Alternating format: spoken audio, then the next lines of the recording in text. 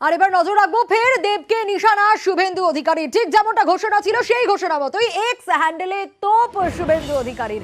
18ই মে দেবকে হুঁশিয়ারি দিয়েছিলেন বিরোধী দলনেতা। 18ই মে ঠিক কি বলেছিলেন, কি হুঁশিয়ারি দিয়েছিলেন শুভেন্দু অধিকারী দেবকে, শোনাবো।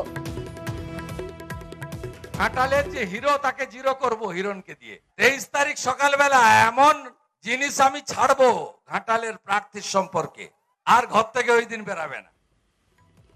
আবির আমাদের প্রতিনিধি রয়েছেন আমাদের সঙ্গে। আবির, আবারও দেবকে নিশানা শুভেন্দু অধিকারীর এবং যেমনটা ঘোষণা করেছিলেন সেই মতোই এক্স হ্যান্ডেলে পোস্ট। কি পোস্ট? শুভেন্দু অধিকারী এবং দেবের মধ্যে সকাল থেকে টুইটে যুদ্ধ চলছে। দিন সকালে শুভেন্দু অধিকারী টুইট করেন, সেখানে দেবের কীর্তি বলে কিছু নথি পোস্ট করেন। যে নথি থেকে একটি সংস্থা থেকে দেব অভিনেতা সাংসদ দামি করিয়ে নিয়েছেন বলে উল্লেখ করা হয়েছে। শুভেন্দু অধিকারী সেই টুইটকে রিটুইট করেন হিরণ এবং সাথে ভোট দেওয়ার আগে বিবেচনা করার কথা বলেন। এরপরই পাল্টা পোস্ট করেছেন ঘাটালের তৃণমূল কংগ্রেসের প্রার্থী দীপক অধিকারী এবং তিনি সেখানে লিখেছেন যে শুভেন্দু অধিকারী মুখ্যমন্ত্রী হওয়ার স্বপ্ন দেখেন, কিন্তু হিরণটাকে কাউন্সিলরের পর্যায়ে নিয়ে যাচ্ছেন এবং দেব যে আচরণ করেছে সেখানে সেটাকে যেন তার দুর্বলতা বলে ধরে না হয়, সেই সংক্রান্ত বিষয় নিয়ে তিনি বার্তা দিয়ে রেখেছেন।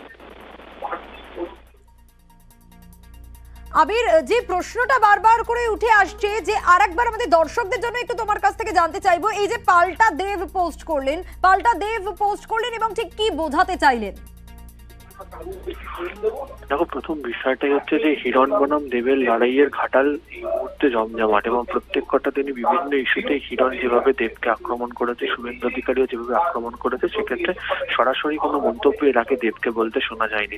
আজকেই দেখতে পাওয়া গেল যে এই টুইটের পরে দেব যেভাবে আক্রমণ সানিয়েছেন তাতে তিনি মনে করছেন যে এর আগে যে সংক্রান্ত অভিযোগগুলো তার বিরুদ্ধে তোলা হচ্ছিল সেগুলোকে তিনি মিথ্যা বলে দেখানো বা মিথ্যে বলে তিনি যেগুলো বলেছিলেন সেগুলোকে দিয়ে সরাসরি জবাবের জায়গাতেই নিয়ে গিয়েছেন।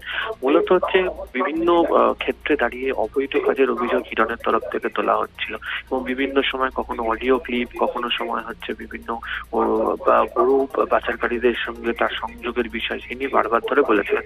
এই প্রথম দেখতে পাওয়া গেল যে দেব এই গোটা বিষয়টার বিরোধিতা করলেন এবং সেই বিরোধিতার ক্ষেত্রে শুভেন্দু অধিকারীর যে টুইট সেটাকে হাতিয়ার করে তিনি পোস্ট করলেন। ঠিক, বেশ আবির। ভীষণ বোকা বোকা একটা পোস্ট এবং এটা একদম একদম প্রশ্ন ছুড়ে দেয় ইডি এবং সিবিআই এর কাছে, কারণ এই তথ্যগুলো শুধু ইডি, সিবিআই এবং হাইকোর্টের কাছে ছিল। এইটা শুভেন্দুদা কি করে পেল? তার মানে কি শুভেন্দুদার সঙ্গে ইডি সিবিআই ডাইরেক্ট লিঙ্ক আছে কি? যা যা ডকুমেন্ট এখান থেকে হচ্ছে ডাইরেক্টলি ওনারা কি একে পাঠিয়ে দিচ্ছেন? এটা আমার প্রশ্ন। I am not accuse in the case. আমাকে যতবারই ডেকেছে স্টেটমেন্ট রেকর্ড করার জন্য ডেকেছে এবং প্রথম কথা আমি ওই লোকটাকে চিনি না যে ডায়েরিটা দেখাচ্ছি। দেব নামে লক্ষ মানুষ হতে পারে এবং যেই ঘড়ি বা যেই জিনিসগুলো দেখিয়েছে সেগুলো আমি ওই মানুষটা নই, ফার্স্ট।